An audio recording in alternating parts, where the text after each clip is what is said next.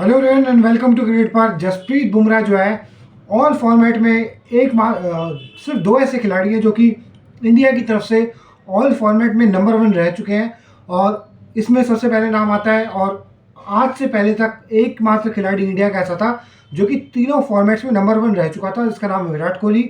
और आज जसप्रीत बुमराह ने वो रिकॉर्ड अपने नाम करा है। वो कहीं ना कहीं जो एक आप कह सकते हो प्राउड वाली बात है कि तीनों फॉर्मेट में एक पॉइंट ऑफ टाइम पे नंबर वन रहना, वो जो फीट है कहीं ना कहीं वो हासिल करी है जसप्रीत बुमराह ने। Jasprit Bumrah men's test cricket में जो है अगर हम बात करें नंबर वन रैंकिंग के फास्ट बॉलर बन चुके हैं। और जिस तरीके से जसप्रीत बुमराह की परफॉर्मेंस है, जो 6 पर उन्होंने लिया सेकंड टेस्ट मैच में वाइजैक में, अगर हम बात करें जिस तरीके से वो ओली पोप को यॉर्कर पड़ती है जाके, भाई वो जो यॉर्कर है वो तो अब तक भी दिमाग में छप चुकी है।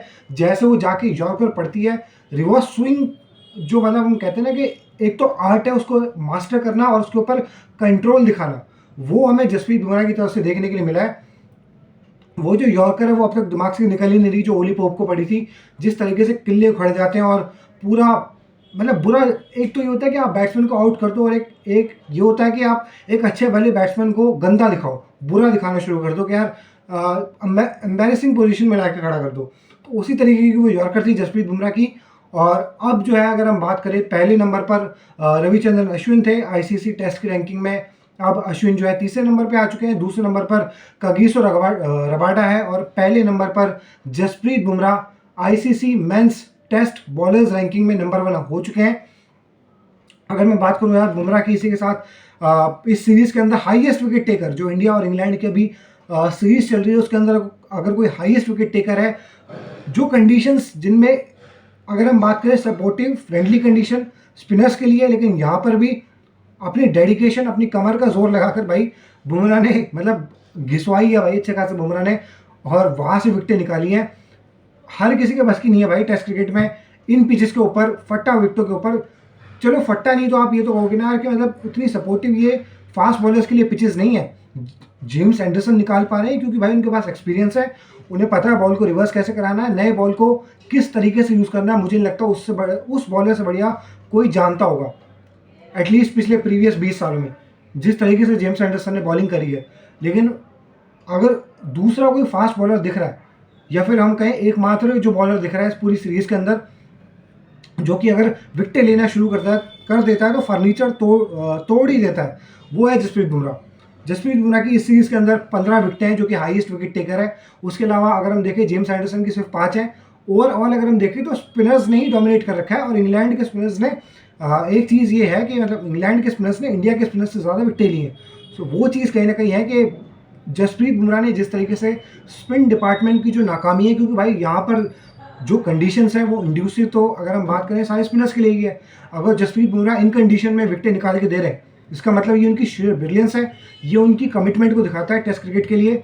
जसप्रीत बुमराह ने बड़े पापड़ बेले भाई यहाँ तक आने के लिए, और इस सीरीज से पहले उन्होंने कहा भी था कि जिस तरीके से इंग्लैंड खेलता है, जो उनका अप्रोच रहता है गेम के प्रति, मैं कहीं ना कहीं गेम में रहूँगा, मेरे को गेम से बाहर नहीं किया जा सकता। विकेटें लेने के लिए मेरे पास कहीं ना कहीं वो चांसेस रहेंगे। और उसके बाद सिर्फ मुंह से नहीं, जसप्रीत बुमराह ने ग्राउंड में करके दिखाया। देखो अगर आप बोलते हो ना, फिर आपके पास आप कहीं ना कहीं अपने ऊपर भी एक प्रेशर लेके चलते हो कि एट द एंड मुझे ग्राउंड में परफॉर्मेंस देनी है। तो जसप्रीत बुमराह ने ग्राउंड में भी परफॉर्मेंस दे के दिखाई है। अगर हम बात करें, वो जो 6 विकेट हॉल लिया था ना इंग्लैंड के अगेंस्ट, वो तो गेम चेंजिंग था बॉस। वहाँ से अगर वो नहीं आता, उनकी 20-22 ओवर में 114-15 रन की पार्टनरशिप लग गई थी, सिर्फ एक विकेट गिरी थी। और वो जो 396 हमने करा था, वो ऐसा लग रहा था कि बस अभी यूं खड़े खड़े आज के आज ही वो टोटल हो जाएगा। और अगर लीड नहीं मिलती 143 की, और कुडोज टू अगर आप बात करो जसप्रीत बुमराह कि उसने वो स्पेल डाला जहाँ पर स्टोक्स को भी यार मतलब 2 बार ऐसे आउट कर चुका है कि द बैटर जिसके पास कैपेबिलिटी है, इसको विराट कोहली जिसकी तारीफ कर चुका है कि बेस्ट कॉम्पिटिटर अगर कोई है टू प्ले अगेंस्ट तो वो बेन स्टोक्स ही है, या फिर फेवरेट क्रिकेटर भी अगर हम बात करें तो करंट में, तो विराट कोहली ने कहा वो बेन स्टोक्स है, क्योंकि भाई वो खड़े होकर मैच जिता सकता है। जाके देख लो उसकी वो वाली इनिंग जहाँ पर टेल एंडर के साथ उस बंदे ने 100+ की पार्टनरशिप लगा दी थी और मैच जितवा दिया था। एक वो वाला पॉइंट होता है, मतलब अभी रिसेंटली एशियज में देख लो यार, 150 समथिंग जो उसने करा था, हारा हुआ मैच वो अकेले एक थ्रेट है पूरी की पूरी। उसको इस तरीके से बुरा दिखाकर आउट करना, वहाँ से पता चलता है कि जसप्रीत बुमराह की क्वालिटी क्या है। देखो, इंडिया के पास फास्ट बॉलर, इस तरीके का फास्ट बॉलर आ जाना, और स्पेशली अगर हम बात करें, क्योंकि यार देखो, मैंने जितना भी ऑब्जर्व करा है ना, अंडर 19 लेवल पे जो भी बॉलर शाइन भी करता है, इसके पास पेस होती है, वो सारा जब डोमेस्टिक में जाके रगड़ता है ना, तो उसके पास पेस भी नहीं बचती और वो धार नहीं बचती उसके पास। कुछ एक्सेप्शंस होती है जो कि एक्सेप्शनल बॉलर निकल के आ जाते हैं। बाकी हर बार आपको ये देखने के लिए मिलेगा कि बॉलर जो है वो डोमेस्टिक क्रिकेट खेलने जा रहा है और वहाँ पे वो जाके ख़त्म हो जाता है। लेकिन अगर हम जसप्रीत बुमराह की बात करें, 2021 या 20 में जब विराट कोहली कप्तान थे और उनकी कप्तानी में इंजरी के बाद जब जसप्रीत बुमराह की वापसी होती है, भाई राइट एरियाज में बॉल नहीं डल रहा था जसप्रीत बुमराह से।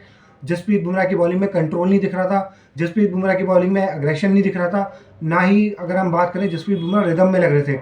और उस पॉइंट ऑफ टाइम पे कहा था कि यार नो बॉल बुमराह, और अभी बीच में वो ट्रेंड भी चला था कि शर्म कर ले बुमराह और वो सारी चीज़ें। तो उसके बीच में बुमराह ने दिखाया कि यार अगर मैं फिट हूँ तो मैं अकेले ही काफ़ी हूँ, फिर मुझे किसी सपोर्टिंग रोल की ज़रूरत नहीं चाहिए। मेरे को ये नहीं देखना कि पिच से असिस्टेंस है, पिच में घास है, ठंडी हवाएं चल रही है, मेरी पीठ पे ठंडी हवा लगे, मैं जब जो है जाकर जोर लगाऊंगा।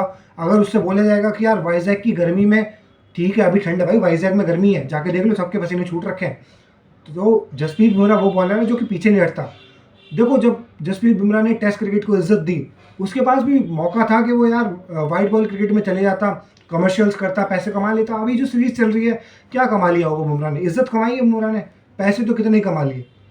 वहीं अगर हम बात करें, करता रहता है यार वो एड शूट इस पूरे दौरान, जब सीरीज चल रही है। मान लो अगर वो नहीं देता टेस्ट क्रिकेट को इज्जत, वो कहता है यार मैं तो T20 खेलूंगा या वनडे खेलूंगा, आपको अगर खिलाना मुझे तो कप्तान की तरह खिलाओ, वरना मैं नहीं खेलूंगा। रख सकता है ना बुमराह ये मांग भी तो टेबल पे, कंसीडरिंग द फैक्ट कि रोहित शर्मा की जो परफॉर्मेंस है। लेकिन फिर भी टेस्ट क्रिकेट को इज्जत देना, क्योंकि उसे पता है भाई इवेंचुअली अगर ऋषभ पंत को नहीं बनना, रोहित शर्मा कितने साल और कप्तानी कर लेंगे। रेड बॉल क्रिकेट की कप्तानी तो एटलीस्ट मुझे ऐसा लगता है कि जसप्रीत बुमराह की जो परफॉर्मेंस उन्हें मिलनी है, क्योंकि जो प्लेयर कंसिस्टेंट है, जो मैच विनर है, उसको कप्तानी मिलती है। वही मतलब सच है। कप्तानी तो चलो देखेंगे, लेकिन जिस तरीके की बॉलिंग जसप्रीत बुमराह ने करी है, आई मीन हर कोई तारीफ कर रहा है। बेन स्टोक्स ने खुद कहा है कि यार आपको, जब आप ऐसे बॉलर के अगेंस्ट में होते हो ना, तो समटाइम्स आपको कहना पड़ता है कि यार वाह भाई क्या बॉलर है।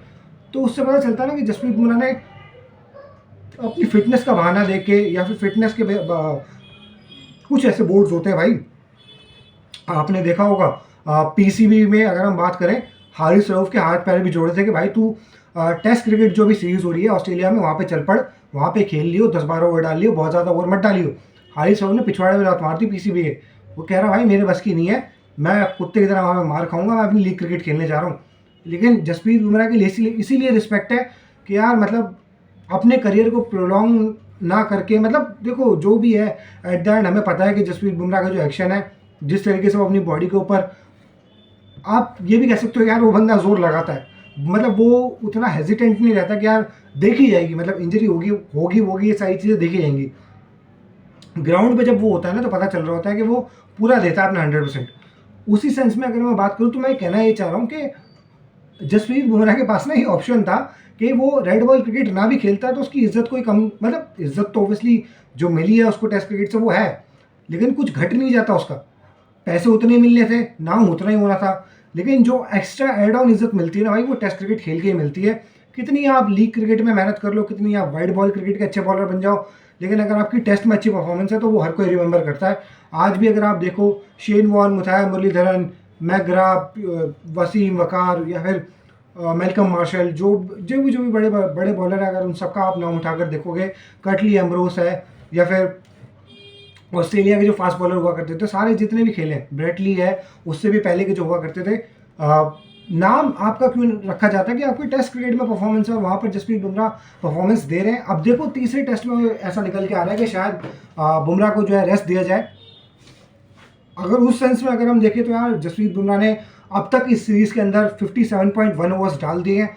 तो कहीं ना कहीं सेकंड टेस्ट मैच में पर्टिकुलरली रोहित शर्मा ने थोड़े लंबे स्पेल्स दिए थे जसप्रीत बुमराह को, अगर उसको हम ध्यान में रखें तो आप कंप्लीटली, यार अब देखो मुश्किल ये हो गई ना कि अगर हम सीरीज़ में 2-1 ऊपर होते, सॉरी 2-0 ऊपर होते, उसके अलावा जसप्रीत बुमराह